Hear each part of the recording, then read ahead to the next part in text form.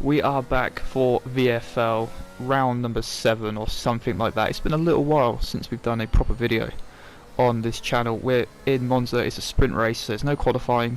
These are the current standings that matter to us. We're trying to get that top 5 in the championship. We've only a few more rounds to go, 3 or 4 races to go. So obviously how this works is the sprints, it's reverse grid championship order. So 14 of us, we're going to be starting 9th. Yeah, and like if there's any like reserves who come in, they just immediate start right at the back. So not a great grid position there, but it doesn't matter because 5 red lights. And away we go for the sprint. Held quite for some lengthy time there. And we've really got to try to make some good positions here so we can start higher up in the main race, just like in real F1 how this works. So hurtling down into turn 1, just trying to avoid any contact. I mean, it is Monza, there's always a lot of contact. We managed to stay clear, mounting the curb a little bit there. We got a warning for some kind of contact, not sure what happened, so we've lost a few places, but oh my god, up ahead it's just absolute carnage. There's cars everywhere. I don't know what to commentate on, but we've gained a couple of places out of that, and a lot of positioning on the track, if that makes any sense. I don't know. Into the second chicane, and Sky up ahead, almost looks like running into the back of Coley. Into the Lesmos, and there is a Red Bull sideways, and we almost collect the Red Bull and the back of the AlphaTauri, obviously slowing down to let him back through. Don't want to get Leo overtaken, then Dark takes advantage of that and passes us, so we're back down to 10th. But yeah, very, very chaotic opening first lap here at Monza, and now we just need to try to settle into a rhythm and hopefully pick up some places, because of course the slower drivers will be ahead because they're lower down in the championship. But again, with all that kind of carnage, they've got a bigger gap now that we need to close down on. Here is NLR Felix, one very fast driver, probably the fastest guy in the league at the moment, I would argue. And again, I don't want to fight too hard now, there's not too many points on the line. It's a bit of battling up ahead, side by side, and we're going to take a beautiful advantage of that and get that lovely run out of the chicane side by side with Sky. We just managed to get the move done. We try to look up here, try to get past Dark as well, but not going to be possible for now. And there's another place gained for us, who Sky's actually on the softs, which I thought was quite an interesting strategy. I don't know if anyone else did that, not from what I can see anyway.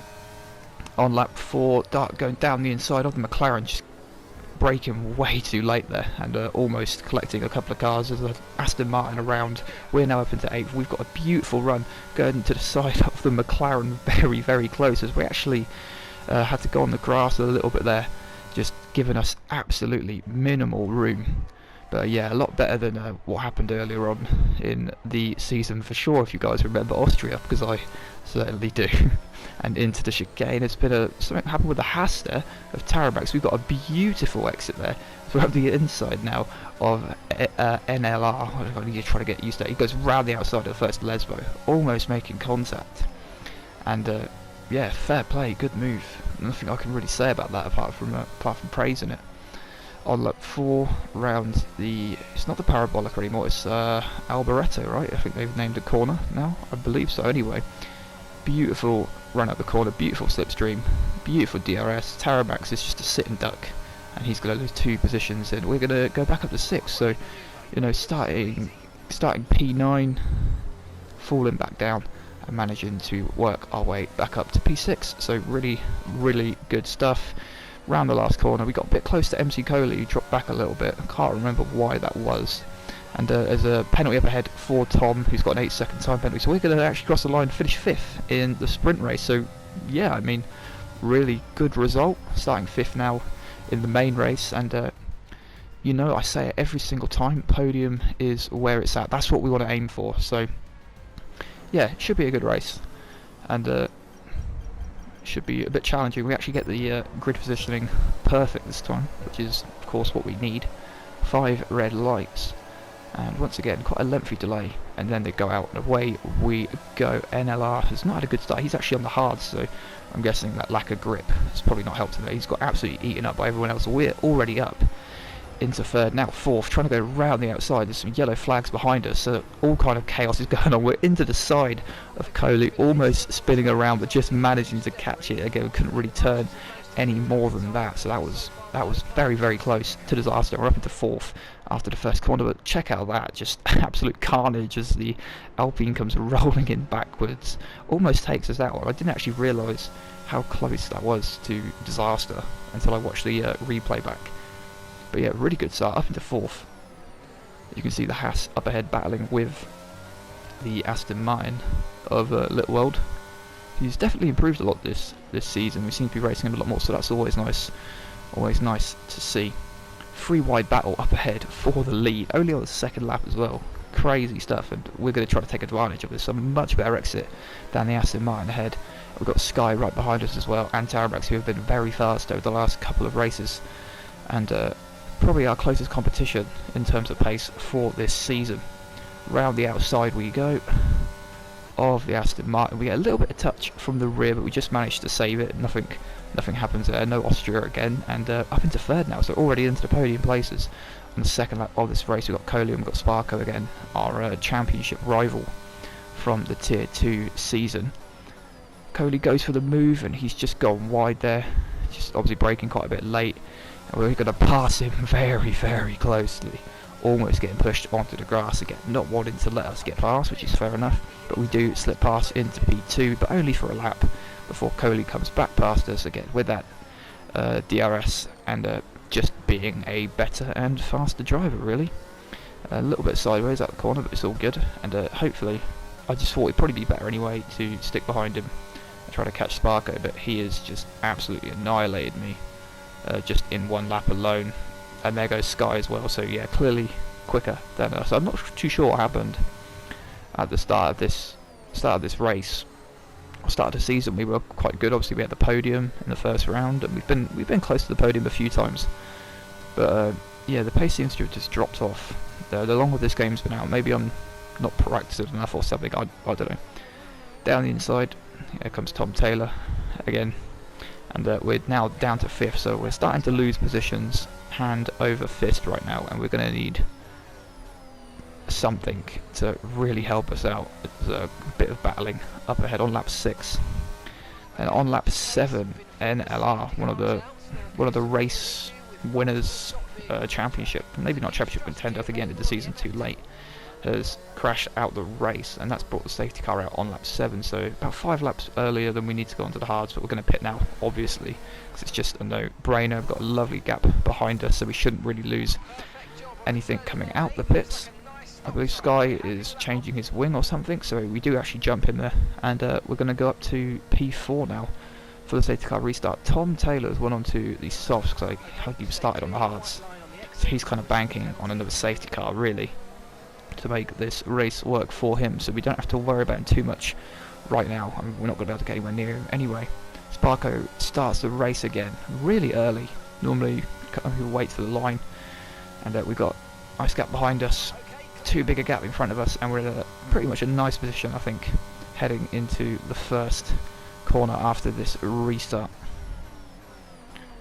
Through the first chicane we go, and actually a Ferrari just come out of nowhere there, so I'm not sure what happened. I saw the proximity arrow, and I was just absolutely crapping myself that maybe Sky's went for a lunge, and then I just saw the Ferrari, and I was like, where the hell did he come from?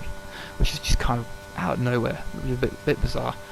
On the next lap, there goes Sky again, just quicker than me. There's nothing else I can add to that, and we're just going to try to sit behind him. I was kind of banking on some kind of collision up ahead.